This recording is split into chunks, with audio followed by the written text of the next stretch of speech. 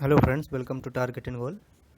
Friends, इस lecture में हम शुरू करेंगे कक्षा 8 का भूगोल। एनसीईआरटी का है जो उसका देखिए, ये जो ऊपर का कवर पेज है वो कुछ इस तरह से है, ठीक है, इसमें से। और इसका देखिए नाम जो है सामाजिक विज्ञान, संसाधन एवं विकास।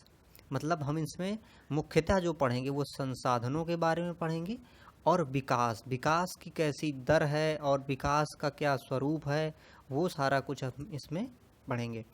इसके पहले कि हम चैप्टर में चलें, थोड़ा सा हम यहाँ देख लेते हैं कि इसका सिलेबस क्या है ना, इसमें हम क्या क्या पढ़ेंगे। तो देखिए, इसमें से जो पहला चैप्टर है वो है संसाधनों के बारे में, ठीक है, कि हमारे जो संसाधन हैं वो क्या होंगे, है ना, उन संसाधनों में से किस किस रूप के संसाधन होंगे। दूसरा हम पढ़ेंगे भूमि, मृदा, जल, प्राकृतिक वनस्पति और वन्य जीवन संसाधन, ठीक है। फिर तीसरा हम पढ़ेंगे खनिज और शक्ति संसाधन। फिर चौथे अध्याय में पढ़ेंगे हम कृषि, और इसके बाद पढ़ेंगे पांचवें अध्याय में उद्योग, और छठवें में पढ़ेंगे मानव संसाधन। तो इस प्रकार से हम इस पूरी किताब को पढ़ेंगे। तो इसमें से आज हम शुरू कर रहे हैं इसका पहला अध्याय। तो पहले अध्याय में जो कि हमने देखा था कि इसका नाम था संसाधन, तो संसाधनों को यहाँ पर हम पढ़ने वाले हैं। संसाधन में से देखिए एक छोटी सी कहानी बताई गई है, क्योंकि एनसीईआरटी का जो एनसीएफ है, नेशनल करिकुलम फ्रेमवर्क 2005, वो बताता है कि बच्चों को सिखाने के लिए उनके परिवेश से उनको जोड़ा जाए, उनको कोई भी चीज़ें रटाई ना जाए बल्कि उनको सिखाया जाए। तो हम भी इस किताब में एनसीईआरटी में क्या करेंगे, सीखेंगे चीज़ों को मैनुअली, ठीक है। तो देखिए संसाधन, तो यहाँ पर मोना और राजू अपने घर में थे और वो अपनी अम्मा की साफ सफाई में मदद कर रहे थे। तो उस समय उन्होंने देखा कि घर में बहुत सारा सामान होता है ना, जिसमें से अम्मा जो साफ कर रही थी उन सारी वस्तुओं को, तो उन्होंने देखा कि कपड़े हैं, बर्तन हैं, अनाज है, कंघा, शहद की बोतल, किताबें, ढेर सारी चीज़ें इन्होंने देखा। तो वहाँ पर मोना जो कहती है प्रत्येक ये जो है प्रत्येक की हमारे लिए क्या है, उपयोगिता है, ये प्रत्येक हमारे लिए उपयोगी है। तो ये मोना ने कहा इसलिए ये महत्वपूर्ण भी हैं, उपयोगी हैं इसलिए महत्वपूर्ण है। तो अम्मा ने कहा कि ये संसाधन है। तब बच्चों के दिमाग में ये प्रश्न हुआ कि ये संसाधन क्या है, क्योंकि देखिए कुछ भी सीखने के लिए हमारे पास क्वेश्चन तो होना चाहिए ना। तो बच्चों के दिमाग में ये क्वेश्चन आया कि आखिर संसाधन क्या है। तब अम्मा ने कहा कि प्रत्येक वस्तु जिसका उपयोग आवश्यकता पूर्ति को करने के लिए किया जाता है, या कोई भी वस्तु जो हमारी आवश्यकता की पूर्ति करती है, जिसका हम उपयोग करते हैं, वह संसाधन है। तब संसाधन में उनके दिमाग में ये आया, तो फिर हमारे चारों तरफ जो भी चीज़ें हैं वो सब क्या हो गई, संसाधन हो गई। तो इसका मतलब है कि देखिए हमारे आसपास जितनी कापी हैं, किताबें हैं, मेज है, कुर्सी है ना, पानी है, हम पीते हैं पानी, भूख लगती है तो खाना खाते हैं, ये सारी चीज़ें क्या हैं, सब संसाधन के रूप में हमें उपलब्ध होती हैं। इसके साथ साथ में देखिए जल विद्युत है, रिक्शा है ना, सब्जियां हैं, पाठ्य पुस्तक हैं जिन्हें से हम पढ़ाई कर रहे हैं, ये सारी चीज़ें क्या हो गई, संसाधन हो गई। क्यों? क्योंकि इनकी हमारे पास क्या है, उपयोगिता है, इनकी हमें आवश्यकता है, उपयोगिता है। तो ये सब क्या है, संसाधन है। तो संसाधन के लिए मुख्य चीज़ जो होती है वो है उपयोगिता या प्रयोज्यता। मतलब एक वस्तु अथवा कोई भी वस्तु जो उपयोगी हो, जिसकी प्रयोज्यता हो, वह संसाधन बन जाती है, ये संसाधन बनाती है। अब देखिए जो राजू है वो क्या है, वो जानना चाहता है कि कोई भी वस्तु संसाधन कैसे बन जाती है। तब अम्मा ने बताया कि वस्तुएं उस समय संसाधन बनती हैं जब उनका कोई मूल्य होता है, इसका प्रयोग अथवा उपयोगिता इसे मूल्य प्रदान करते हैं, सभी संसाधन मूल्यवान होते हैं। अब देखिए यहाँ जो मूल्य का मतलब है उससे क्या है, देखिए इस बुक में या इस चैप्टर में कई सारी टर्मिनोलॉजी होंगी, है ना, ये जो अब जैसे ये है मूल्य या मूल्यवान, तो मूल्य का अर्थ क्या है? मूल्य का अर्थ जो है वो सिर्फ पैसे से नहीं है, बल्कि आर्थिक भी हो सकता है और वो आर्थिक नहीं भी हो सकता है। तो मूल्य का अर्थ जो है वो क्या है? कुछ संसाधनों का आर्थिक मूल्य होता है, जबकि कुछ संसाधनों का आर्थिक मूल्य नहीं होता। जैसे जो हमारे पास धातुएं हैं, है ना, कुर्सी है, उसका अपना आर्थिक मूल्य है। लेकिन अगर हम मनोरम दृश्य की बात करें तो उसका आर्थिक मूल्य हमें समझ में नहीं आएगा। जैसे हम आज मान लीजिए मौसम बड़ा अच्छा है, हम बाहर निकले और उस मौसम का आनंद लिए। अब हमसे कोई अगर ये पूछे कि इसका कितने रुपए मूल्य था जो तुमने इस मनोरम दृश्य का आनंद लिया, तो हम उसको नहीं बता पाएंगे इस तरह से। तो इसलिए कुछ का मूल्य कैसा होगा? आर्थिक होगा, और कुछ ऐसे संसाधन होंगे जिनका मूल्य आर्थिक नहीं होगा। तो इस प्रकार से हमें दो तरह के मूल्य समझ में आ गए, आर्थिक हो सकता है और आर्थिक नहीं हो सकता है। कुछ संसाधन समय के साथ आर्थिक रूप से मूल्यवान हो सकते हैं, ये भी है। और जैसे क्या है कि जैसे हम दादी के नुस्खों की बात करें, जो दादी के नुस्खे हैं वो आर्थिक मूल्य के उस तरह नहीं है, लेकिन वो हमारे लिए तो उपयोगी हैं। उनको हम बाजार में, मार्केट में नहीं बेचते हैं, लेकिन हमारे लिए उपयोगी हैं। बहुत सारी ऐसी औषधियाँ दादी बनाती हैं या कुछ ऐसी चीज़ें करती हैं हमारे लिए जो हमारे लिए उपयोगी हैं, लेकिन उनका हम आर्थिक मूल्य नहीं है हमारे लिए। लेकिन अगर जो ये दादी के नुस्खे हैं, अगर इनका हम क्या करें कि पेटेंट करा दें, तब अगर पेटेंट कराने के बाद में ये किसी विशेष मेडिकल स्टोर में बेची जाएं, तब इनका मूल्य हो जाएगा। अब यहाँ पे शब्द आया एक पेटेंट। पेटेंट का मतलब क्या है? इसका तात्पर्य है किसी विचार अथवा आविष्कार पर एकमात्र अधिकार होना। जैसे मान लीजिए कोई ऐसी दवा है जो अभी उसका पेटेंट नहीं हुआ है, ठीक है, घर में वो प्रयोग की जा रही है, लेकिन उसको हम ज़्यादा मात्रा में फैला दें समाज में, और हम ये कह दें कि ये दवा हम ही बना पाएंगे और इसको दूसरा कोई नहीं बनाएगा, और ये इतनी इतनी ज़्यादा उपयोगी है। अगर उसकी ज़्यादा उपयोगिता है तब उसमें हमें क्या मिल जाएगा? पेटेंट मिल जाएगा, हमारा एकाधिकार हो जाएगा। तो उस टैग से, उस नाम से हम अपनी उस वस्तु को, मान लीजिए जैसे दादी का कोई नुस्खा है, तो हम उसको क्या कर सकते हैं? फिर मेडिकल में, स्टोरों में बेच सकते हैं। तो वो कहलाता है पेटेंट, है ना, मतलब कि एकाधिकार किसी वस्तु में होना। अब देखिए, जो भी हमारे क्या है संसाधन हैं, तो वो दो चीज़ों की डिमांड करते हैं, एक तो समय की, दूसरी प्रौद्योगिकी की। तो समय और प्रौद्योगिकी ये दो महत्वपूर्ण कारक हैं जो पदार्थों को संसाधन में परिवर्तित करते हैं। मतलब समय और प्रौद्योगिकी, हमारी जो तकनीक है, टेक्नोलॉजी है वो, और टाइम, समय, ये दो चीज़ें मिलके किसी भी पदार्थ को संसाधन के रूप में परिवर्तित कर देती हैं। और साथ में एक बात कमाल की है कि जो लोग होते हैं ये स्वयं में संसाधन है। मतलब लोग स्वयं में संसाधन है। क्यों? क्योंकि ये भी कुछ आविष्कार तो करते हैं, ये भी कुछ उपयोगी तो हैं। तो मनुष्य वैसे भी बहुत ज़्यादा उपयोगी है। एक तो ये इसलिए भी उपयोगी है कि ये बहुत सारी वस्तुओं को संसाधन बना रहा है, और खुद में भी ये संसाधन है। जो लोग होते हैं उनका जो विचार है, उनका जो ज्ञान है, आविष्कार है, खोज करने की जो क्षमता है, कैपेबिलिटी है, जो योग्यताएं हैं, वही उसको संसाधन बनाती हैं। जैसे अब शुरुआती की अगर हम बात करें तो पहले क्या है कि पहले जैसे आग की खोज की गई, ठीक है, तो आग की खोज ने क्या किया कि हमें बहुत सारी चीज़ों को पकाने के लिए उसने एक माध्यम प्रदान कर दिया। अब उससे, आग से हमने क्या किया कि और सारी चीज़ों का प्रयोग कर लिया। मान लीजिए धातु निकालना है तो धातु के निकालने में, उनको गलाने में भी हमने उसका आग का प्रयोग कर लिया। इसी प्रकार से अगर हमने पहिए का आविष्कार कर लिया तो पहिए का आविष्कार से क्या हुआ कि हम आगे परिवहन का निर्माण कर सकें। तो एक संसाधन दूसरे के लिए सहायक संसाधन के रूप में प्रयोग हो सकता है। जैसे अगर हम मान लीजिए लोहे की बात करें तो लोहा एक संसाधन है, हमने क्या किया, उससे फैन बना लिया लोहे का, ठीक है, तो देखिए उसकी दूसरा, वो भी हमारा एक संसाधन। तो लोहा एक संसाधन था और वो दूसरे के लिए आधारभूत संसाधन के रूप में प्रयोग आ रहा है। तो यहाँ पर देखिए, जैसा कि अभी बात की हमने कि जो मनुष्य है वो भी एक संसाधन है, और उसके लिए ज़रूरी है कि उसमें योग्यताएं हों, उसमें गुण हों, है ना, उसमें क्वालिटीज़ हों, तब वो अच्छा संसाधन बनेगा। संसाधन के प्रकार, संसाधन को यहाँ पे कई प्रकार से बांटा गया है।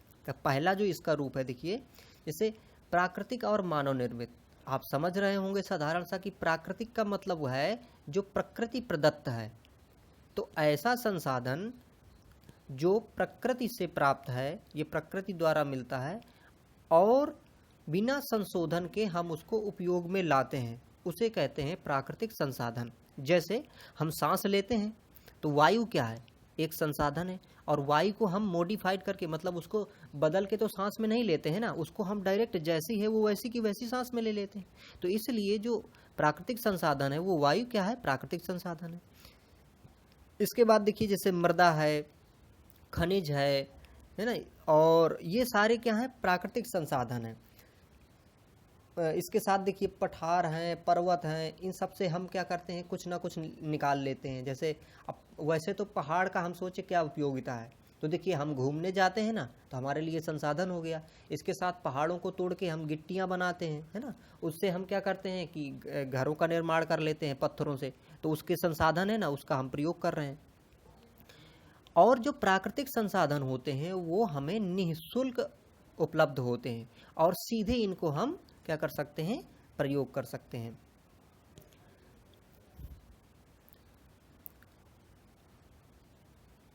तो देखिए विकास के लिए ये प्राकृतिक संसाधन हमारे लिए बहुत ही उपयोगी सिद्ध हो रहे हैं शुरू से ही। विभिन्न समूहों में प्राकृतिक संसाधनों का वर्गीकरण उनके विकास एवं प्रयोग के स्तर, उद्गम, भंडार एवं वितरण के अनुसार किया जाता है। मतलब जो ये प्राकृतिक संसाधन है हमारे, इनका विकास, इनका जो वर्गीकरण है वो कैसे, उनके विकास एवं प्रयोग के स्तर, उद्गम, भंडार एवं वितरण के अनुसार हम क्या करते हैं, उनको डिवाइड भी करते हैं। विकास और उपयोग के आधार पर संसाधनों को दो वर्गों में बांटा गया है।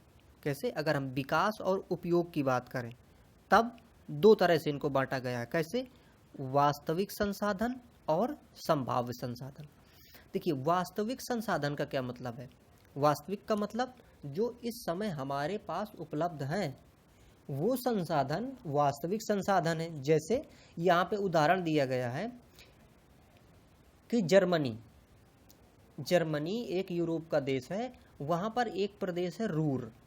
तो ये जो रूर प्रदेश है यहाँ पर कोयला है ना, तो कोयला यहाँ का एक संसाधन है जो कि ज्ञात है कि पूरी तरह से इतना कोयला है हमारे पास और हम उसका उपयोग कर रहे हैं। तो इसलिए ये क्या है कि वास्तविक संसाधन है। इसके साथ साथ में पश्चिम एशिया है।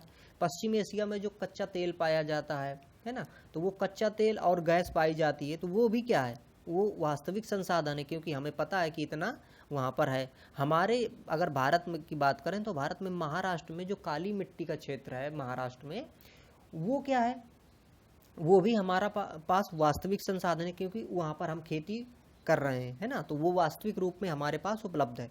संभाव्य संसाधन का क्या मतलब है, जिनकी गणना अभी हम की मतलब पूरी तरह से किए नहीं है, उनकी संपूर्ण मात्रा का हमें अभी ज्ञान नहीं है कि वो कितने हैं, और उनका भविष्य में कभी उपयोग किया जा सकता है, लेकिन वर्तमान समय में हम उनका प्रयोग अभी नहीं कर रहे हैं।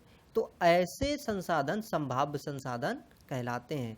संभाव्य संसाधन में एक ये भी चीज़ है कि जो संसाधन उपलब्ध हैं तकनीकी रूप से अभी हम इतने विकसित नहीं हैं कि हम उनका उपयोग कर पाएँ, तो इसलिए वो संसाधन हमारे लिए संभाव्य संसाधन है जिनका हम भविष्य में कभी प्रयोग करेंगे। जैसे हम और भी देखें, जैसे हमारे जो लद्दाख का क्षेत्र है, तो लद्दाख के क्षेत्र में यूरेनियम की संभावना पाई जाती है कि वहाँ पे यूरेनियम है, लेकिन उसका अभी हम उपयोग नहीं कर पा रहे हैं, लेकिन ये भविष्य के लिए है कि भविष्य में हम इसका उपयोग कर सकते हैं, तो इसलिए ये हमारे लिए संभाव्य संसाधन है। ऐसे ही आज से अगर हम 200 वर्ष पूर्व की बात करें, 200 वर्ष पहले की बात करें, तो वहाँ पर जो वायु थी, हवा थी, वो कैसा संसाधन थी, संभाव्य संसाधन थी, क्योंकि उस समय हम वायु का प्रयोग विद्युत बनाने में नहीं कर पा रहे थे, है ना। आज तो हम विद्युत बनाने में उसका प्रयोग कर पा रहे हैं, तो इसलिए आज वो संभाव्य संसाधन न होकर आज वो वास्तविक संसाधन के रूप में बदल गया। तो तकनीक के माध्यम से, प्रौद्योगिकी के माध्यम से संभाव्य संसाधन को वास्तविक संसाधन में हम बदल लेते हैं।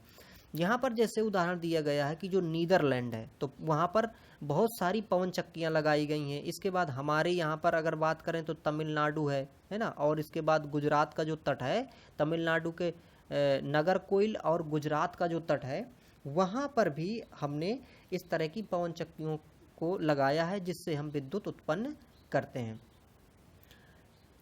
इस प्रकार से हमने ये संसाधनों के रूप देखे, संभाव्य और जो वास्तविक थे। कुछ और तरीके से इसको बांटा गया है उत्पत्ति के आधार पर। तो उत्पत्ति के आधार पर संसाधनों को दो तरह से बांटा गया है। क्या? अजैव और जैव। अजैव का मतलब होता है जो जीवित नहीं है, जैव का मतलब है जो जीवित है। तो देखिए अजैव में क्या हो सकता है, अजैव में जैसे चट्टाने हैं, है ना, मृदा है, खनिज हैं, तो ये सब क्या है? अजैव है। और जैव संसाधन वो होते हैं जो जीवित होते हैं, पौधा है, मनुष्य है, ये सब क्या है? जैव संसाधन है।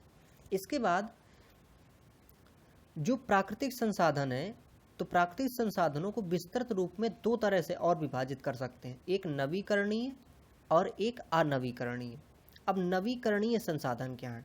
आप इसको देखिए, नाम से ही आपको थोड़ा सा पता चल रहा होगा। नवीकरणीय मतलब जिनको नया किया जा सके। तो वे संसाधन जो शीघ्रता से नवीनीकृत अथवा पुनः पूरित हो जाते हैं, इनको हम कहते हैं नवीकरणीय संसाधन। ये असीमित भी हो सकते हैं और सीमित भी हो सकते हैं। देखिए जैसे कि अगर हम सौर की बात करें, जो सूर्य है उसकी ऊर्जा की बात करें, तो वो क्या है कि नवीकरणीय है और असीमित है ना। इसी तरह से पवन की बात करें तो असीमित है और नवीकरणीय है, नई अपने आप होती जा रही है। लेकिन कुछ संसाधन ऐसे हैं कि वो नवीकरणीय तो हैं, जैसे कि जल है, मृदा है ना, और वन है, ये सब क्या है? नवीकरणीय। मतलब वन अगर एक बार काटे गए तो उनको हम पुनः क्या कर सकते हैं? उगा सकते हैं, नए हो सकते हैं वो। इसी प्रकार से मृदा की उर्वरता के लिए हम काम कर सकते हैं, जल के लिए काम कर सकते हैं। लेकिन जब इनका हम लापरवाही से प्रयोग करते हैं तब क्या होते हैं कि ये भंडार जो है वो खतरे में पड़ जाते हैं या प्रभावित हो जाते हैं। जैसे अभी जल की बात करें तो जल हमें लगता है कि असीमित है और नवीकरणीय है, लेकिन जो हम पेयजल की अगर इसी से में बात कर लें कि पेयजल कितना है, तब हमें लगेगा कि यार ये तो दिक्कत है, क्योंकि पेयजल की कई जगह बहुत ज़्यादा समस्याएं हैं, शुद्ध पेयजल नहीं मिल पा रहा है। तो हमें नवीकरणीय जो संसाधन है उनका सतर्कता से प्रयोग करना चाहिए ताकि वो भविष्य में हमें उपयोगी बने रहें, कंटिन्यू उनकी भरी पूर्ति होती रहे। ऐसा नहीं है कि अगर वो पानी है तो हम ज़्यादा ज़मीन से पानी निकाल लें तो पूरा ही खत्म हो जाएगा, वर्षा से उतना उसको मिल नहीं पाएगा, तब क्या होगा? वो दिक्कत पैदा कर देगा। और अनवीकरणीय देखिए क्या होते हैं। अनवीकरणीय ऐसे जो नवीकरण या तो नहीं होते हैं, और अगर होते भी हैं तो उनको पूरित होने पे हजारों साल लग जाते हैं। समाप्त तो हम उन्हें तुरंत कर लेते हैं, लेकिन उन्हें पुनः बनने में हजारों साल का समय लग जाता है। तो ऐसे संसाधन कहलाते हैं अनवीकरणीय संसाधन। जैसे अगर हम बात करें कोयला और पेट्रोलियम की, तो कोयला और पेट्रोलियम जो है ये पौधों के और जंतुओं के दबने से बनता है, लेकिन अब ये जो क्रिया है वो हजारों साल होती है तब ये बन पाते हैं। कोयला है, पेट्रोलियम है, इसी प्रकार से प्राकृतिक गैस है। तो इसलिए ये अनवीकरणीय संसाधन के रूप में माने जाते हैं, क्योंकि इनकी बनने की या नए होने की दर की अपेक्षा मनुष्य की जो आयु है वो बहुत कम है। मनुष्य मान लीजिए कि 70 साल 80 साल जीता है, अब इसको तो 1000 साल लग जाएगा, है ना। तो इस प्रकार से तो दसियों पीढ़ियां निकल जाएंगी, तब वो कैसे हो जाएंगे? वो अनवीकरणीय संसाधन के रूप में हमें ऐसे समझ में आते हैं। संसाधन के अगर वितरण के हिसाब से देखें तो दो तरह से हम और बांट सकते हैं इनको वितरण के हिसाब से। एक सर्वव्यापक हो सकता है और एक स्थानिक। सर्वव्यापक का मतलब ऐसे संसाधन जो सब जगह व्याप्त हैं, जैसे हम अगर वायु की बात कर लें, सूर्य के प्रकाश की बात कर लें, तो सांस लेने के लिए हर जगह वायु व्याप्त है। तो इस प्रकार से ये सर्वव्यापी। और स्थानिक का मतलब होता है जो विशेष स्थान में मिले। जैसे हम अयस्कों की बात कर लें, तांबा का अयस्क की बात करें या फिर लोहे के अयस्क की बात करें, तो वो क्या है कि स्थानिक हैं, एक विशेष स्थान पे पाए जाते हैं। प्राकृतिक संसाधनों का वितरण भूभाग, जलवायु, ऊंचाई ये जैसे भौतिक कारकों पर भी निर्भर करता है। मतलब कि जो प्राकृतिक संसाधन है वो भूभाग के हिसाब से, जलवायु के हिसाब से और ऊंचाई के हिसाब से परिवर्तित होते हैं। जैसे हम जो कक्षा 7 का हम एनसीईआरटी पढ़ रहे थे तो उसमें हमने देखा था कि किस तरह से ऊंचाई के बढ़ते घटते और इस तरह के होने से जो प्राकृतिक वनस्पतियां थी वो सब बदल रही थी, है ना। तो प्राकृतिक वनस्पतियां वो किससे, भूभाग से और ऊंचाई से बदल रही थी। इसी प्रकार से जलवायु से भी बदल रहे थे संसाधन। तो जो प्राकृतिक संसाधन है वो भूभाग, जलवायु और ऊंचाई इन कारकों से क्या होते हैं, बदलते हैं और उनमें भिन्नता आती है। मानव निर्मित संसाधन को देखते हैं। मानव निर्मित संसाधन साधारण से हमें समझ में आ रहे हैं कि ऐसे संसाधन होंगे जो मानव के द्वारा निर्मित किए गए होंगे। जैसे देखिए, एक बात तो अगर हम ये कहें कि जो लौह अयस्क है ये प्राकृतिक संसाधन है, ठीक है, लेकिन ये संसाधन तब तक नहीं था जब तक हमने इसकी उपयोगिता को नहीं जाना था। इससे हमने लोहा नहीं जब तक बनाया था तब तक ये लौह अयस्क हमारे लिए क्या था, बेकार ही था। पृथ्वी पे एक जगह कहीं पे जमा था ये, है ना, बहुत जगह था, लेकिन वो हमारे लिए तो उपयोगी उस तरह से हो नहीं पा रहा था। लेकिन मनुष्य ने जब तकनीक मतलब विकसित की और उसने क्या किया कि इससे लोहा बनाना उसने सीख लिया, तब ये क्या हो गया कि संसाधन हमारे लिए उपयोगी हो गया। इसके साथ साथ में जैसे मनुष्य जिन जिन चीज़ों का निर्माण करता है, जैसे देखिए वो सड़क बना लेता है, पुल बना लेता है, मशीनरी बना लेता है, फैन बना लेता है, कूलर, एसी, ये सब क्या है, मानव निर्मित है। और ये संसाधन है क्योंकि हमें ये उपयोगी हो रहे हैं, हम इनका उपयोग कर रहे हैं। तो प्रौद्योगिकी जो है एक मतलब ऐसा साधन है जो मानव द्वारा निर्मित किया गया है, प्रौद्योगिकी, और इससे हम बहुत सारी अपने लिए उपयोगी वस्तुओं का निर्माण करते हैं। अब यहाँ पर हम देखते हैं मानव संसाधन। तो हमने शुरुआती बात की थी कि मानव खुद में एक संसाधन है ना। तो लोग और अधिक संसाधन बनाने के लिए प्रकृति का सबसे अच्छा उपयोग तभी कर सकते हैं जब उनके पास ऐसा करने का ज्ञान, कौशल तथा प्रौद्योगिकी उपलब्ध हो। मतलब कि जो हमारे पास कोई भी वस्तुएं हैं उनका हम संसाधन तभी बना सकते हैं जब क्या हो, हमारे पास ज्ञान हो, कौशल हो। इसलिए मनुष्य एक विशिष्ट प्रकार का संसाधन है। अतः लोग मानव संसाधन हैं। शिक्षा और स्वास्थ्य लोगों को बहुमूल्य संसाधन बनाने में मदद करती है। मतलब अब देखिए, हमें अगर कुछ बनाना सीखना है तो हमें शिक्षा चाहिए, उसका कौशल चाहिए। तो शिक्षा जो है वो क्या करती है कि हमें संसाधन बनाने में हमारी मदद करती है, हमें वो संसाधन बना देती है। जैसे मान लीजिए कि एक पढ़ा लिखा व्यक्ति नहीं है तो वो कम उपयोगी है, और एक हम कह दें डॉक्टर है, एक इंजीनियर है, उसकी उपयोगिता बढ़ गई। तो उसकी उपयोगिता कैसे बढ़ गई, वो महत्वपूर्ण संसाधन कैसे बना, शिक्षा से, ज्ञान से, उसको प्रशिक्षण दिया गया। तो ये जो चीज़ें हैं, ज्ञान है, कौशल है, ये हमें संसाधन बनाने में क्या कर रहे हैं, अपनी महत्वपूर्ण भूमिका निभा रहे हैं। और मनुष्य क्या कर रहा है कि और अधिक संसाधनों को खुद में बनाने की कोशिश कर रहा है। यहाँ पर देखिए एक छोटा सा एग्जाम्पल दिया गया है। देखिए यहाँ पे एक साइंटिस्ट है ना, एक वैज्ञानिक है।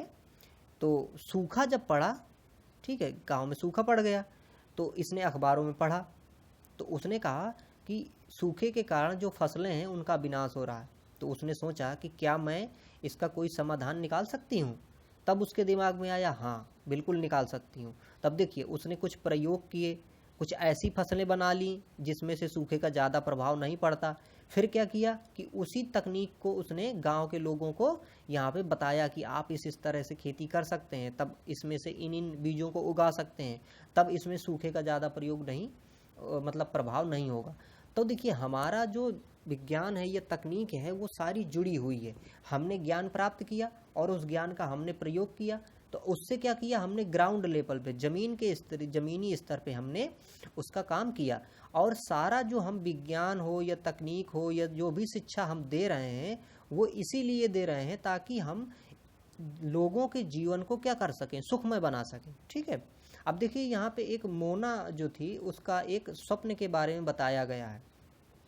वो स्वप्न देख रही है कि पानी बिल्कुल से खत्म हो गया है, सूखा पड़ गया है, सारे जानवर मर रहे हैं, वनस्पतियां सूख गई हैं और सारे जो लोग हैं भोजन की और पानी की तलाश में वो एक जगह से दूसरी जगह परेशान हो रहे हैं, ढूंढ रहे हैं। तो ये सब चीज़ें इस तरह से हो रही हैं। तो उसने अपनी अम्मा से पूछा कि क्या ऐसा हो सकता है? तब उसकी अम्मा ने कहा हाँ ऐसा हो सकता है, यदि हम जो भी हमारे पास संसाधन है उनका सतर्कता से और ईमानदारी पूर्वक और सही दिशा में उनका प्रयोग ना करें तो ऐसा हो सकता है। तब उन्होंने कहा कि आप अपने दोस्तों से इस बारे में बात कर सकते हैं कि हमें कैसे सतर्कता पूर्वक संसाधनों का उपयोग करना है। जो नवीकरणीय संसाधन है वो उनकी हमें इस प्रकार से भी तो उपयोगिता रखनी है ताकि उनका संरक्षण हो सके। और वही जो नवीकरणीय संसाधन बार बार होते रहें और वो न घटें, इसी को हम कहते हैं क्या? संसाधन का संरक्षण। एक चीज और देखिए, संसाधनों का उपयोग करने की आवश्यकता और भविष्य के लिए उनके संरक्षण में संतुलन बनाए रखना सतत पोषणीय विकास कहलाता है। एक ये सतत पोषणीय विकास जो टर्म है ये आपको आगे की कक्षाओं में भी मिलेगा और ये बहुत ही महत्वपूर्ण है। देखिए, सतत पोषणी का मतलब होता है हम किसी भी वस्तु का ऐसा प्रयोग करें कि अभी की भी वो आवश्यकता पूरी कर दे और भविष्य की भी पीढ़ी के लिए वो उपयोगी हो जाए। जैसे मान लीजिए कि पानी है, तो पानी जो जमीन से पानी जो हम निकाल रहे हैं वो पानी हम इतना ज़्यादा ना एकदम से निकाल लें कि वो पानी नीचे का बिल्कुल ख़त्म ही हो जाए, तो जो हमारे बाद वाली पीढ़ी रहेगी उसको तो वो पानी मिलेगा ही नहीं, तो वो कैसे अपना जीवन सर्वाइव करेगी, है ना। तो इस प्रकार से हमें कोई किसी भी संसाधन का उपयोग ऐसा करना है कि वो अभी की ज़रूरतों को पूरा करे और भविष्य की ज़रूरतों के लिए भी वो स्टोर रहे।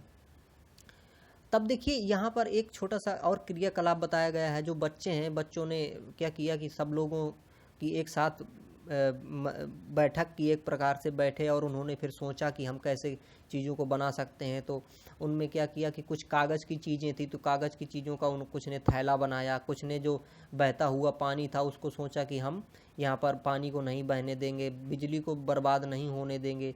जो उस तरह बांस की डंडियाँ थीं वो थीं, उसकी हम छोटी टोकरी बना लेंगे, कुछ थैले बना लेंगे और हम भी इनका प्रयोग करेंगे और कुछ लोगों को वितरित भी करेंगे। तो इस प्रकार से हम सभी क्या करेंगे कि सतत पोषणीय विकास का काम करेंगे। सतत पोषणीय विकास के देखिए यहाँ पे कुछ सिद्धांत दिए गए हैं, ठीक है, इसको हम थोड़ा सा यहाँ देखते हैं। इसमें से कहा गया है जीवन के सभी रूपों का आदर और देखभाल, मतलब कि जो भी हमारे पास उपयोगी चीज़ है या जो भी है, तो जीवन के सभी रूपों का हमें आदर करना चाहिए। मानव जीवन की गुणवत्ता को बढ़ाना, है ना, मानव अगर हम सतत पोषणीय विकास की ओर बढ़ेंगे तो मानव जीवन की गुणवत्ता क्या होगी? बढ़ेगी। पृथ्वी की जीवन शक्ति और विविधता का संरक्षण होगा। प्राकृतिक संसाधनों के ह्रास को कम से कम किया जा सकेगा। पर्यावरण के प्रति व्यक्तिगत व्यवहार और अभ्यास में परिवर्तन होगा। समुदायों को अपने पर्यावरण की देखभाल करने योग्य बनाना। तो ये सब सतत पोषणीय विकास का कंसेप्ट होगा, या सतत पोषणीय विकास के लिए ये चीज़ें हमें क्या होंगी? उपयोगी होंगी। चलिए अब देख लेते हैं यहाँ पर थोड़ा सा प्रश्न कि इसमें से संबंधित जो प्रश्न है उनको समझते हैं, थोड़ा सा देखते हैं, अपने आप को इवैल्यूएशन करते हैं कि हमने क्या सीखा है। पहला प्रश्न है, निम्न में से कौन संसाधन को निर्धारित नहीं करता? निम्न में से कौन संसाधन को निर्धारित नहीं करता है? संसाधन को निर्धारित कौन नहीं करता है? इसमें से हमारे पास ऑप्शन है उपयोगिता, मूल्य, मात्रा। तो देखिए मात्रा, ठीक है, मात्रा नहीं था, हमें उपयोगिता और मूल्य, ये दो चीज़ें क्या हैं? संसाधन को निर्धारित करती हैं कि हाँ ये चीज़ संसाधन है। अब मात्रा तो बहुत ज़्यादा है, लेकिन अगर उसकी उपयोगिता ही नहीं है, उसका हमारे लिए मूल्य ही नहीं है, तो मात्रा का हमारे लिए क्या मतलब है? कुछ भी नहीं है, है ना। तो इसलिए संसाधन जो है वो उपयोगिता और मूल्य हमें बताते हैं कि ये संसाधन है। अगला है, निम्न में से कौन सा मानव निर्मित संसाधन है? इसमें से देखिए क्या, पहला ऑप्शन है कैंसर उपचार की औषधियाँ, दूसरा है झरने का जल, तीसरा है उष्णकटिबंधीय वन। तो इसमें से कौन सा है? ये कैंसर उपचार की औषधियाँ, यहाँ पर झरने का जल और उष्णकटिबंधीय वन। देखिए उष्णकटिबंधीय जो वन है ये हमने कक्षा 7 की एनसीईआरटी में पढ़ा था, है ना, तो आपको याद होगा। तो अगर नहीं भी याद हो तो आप कक्षा 7 की एनसीईआरटी प्लेलिस्ट में जाके पूरा पढ़ सकते हैं, उसमें से बहुत सारी चीज़ें आपको और भी मिल जाएंगी। अगला देखिए यहाँ पे प्रश्न है, ये कथन को पूरा करना है ना। इसमें कथन दिया है जैव संसाधन डॉट डॉट, मतलब खाली जगह यहाँ पे भरना है, और जैव संसाधन डॉट डॉट होते हैं। अब जैव संसाधन कैसे होते हैं देखिएगा, पहला ऑप्शन है जीव जंतुओं से व्युत्पन्न, दूसरा मनुष्य द्वारा निर्मित, तीसरा निर्जीव वस्तुओं से व्युत्पन्न। तो इसका पहला ऑप्शन सही होगा, क्यों? क्योंकि देखिए जैव संसाधन कैसे होंगे, जीव जंतुओं से व्युत्पन्न होंगे, वही जैव संसाधन होंगे। तो फ्रेंड्स ये था अपना पहला चैप्टर, हम क्रम से एक एक चैप्टर इसको पढ़ते जाएंगे। Thank you for watching.